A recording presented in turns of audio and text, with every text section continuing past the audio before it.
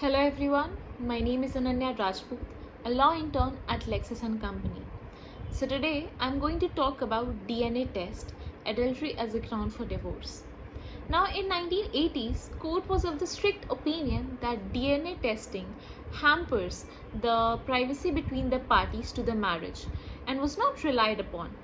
Now, the conclusive proof of legitimacy of a child born during the continuance of a valid marriage was significantly analyzed under Section 112 of the Evidence Act and was based on the maximum pater est quem nuncio demonstrand, which means the father is he whom the nuptials indicate. Basically, this section was formulated in the year 1872, nearly 140 years ago. But in the last 3 decades, there is an unpredictable growth of scientific temperament, and even the legal community is showing the impression of the same. Now, the court readily admits the scientific evidence in case of theft, rape, murder, and whatnot. But it is far beyond the reasonable understanding as why the issue of legitimacy is left open to be decided by the legal interpretation and not by the scientific techniques. DNA paternity testing is the use of DNA profiling, which is also known as genetic fingerprinting, to determine whether two individuals are biologically parent and child. A paternity test establishes genetic proof whether a man is the biological father of an individual, and a maternity test establishes whether a woman is the biological mother of an individual. Test can also determine the likelihood of someone being a biological grandparent to a grandchild. DNA-based paternity testing has been requested to support claims for child support, inheritance, immigration, and for peace in the family. More recently, DNA test has been used to dispute false paternity claims that have already been decided in favor of the child's mother prior to the submission of the DNA evidence.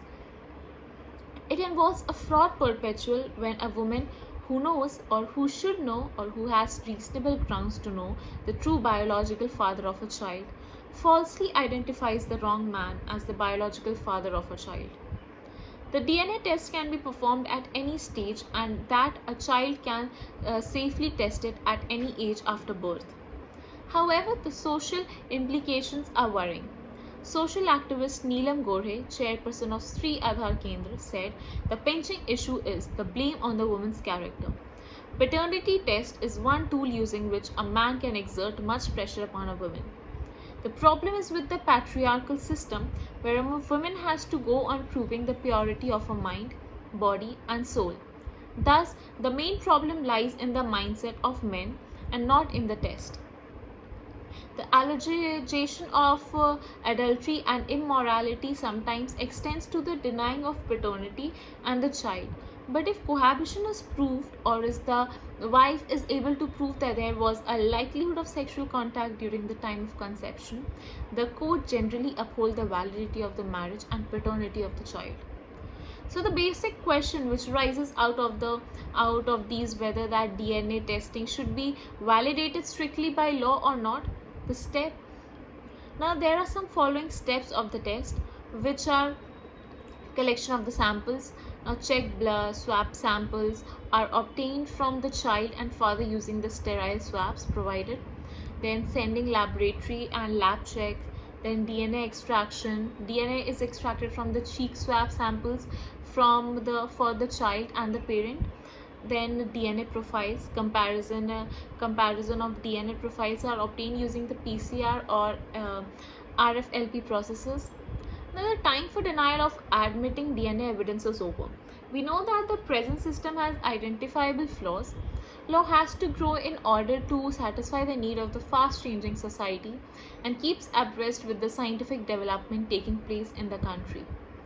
The courts very cautious in following for this test as they think they may go against the basic principle of human rights, as the order for such test may interfere with the personal liberty of that person guaranteed under Article 21 of our Indian Constitution, which must be just, fair and reasonable one.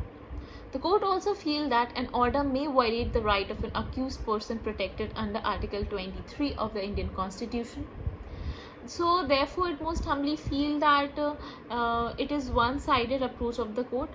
Will it not be a violation of human right in case of a child whose father denies the acceptance as biological father?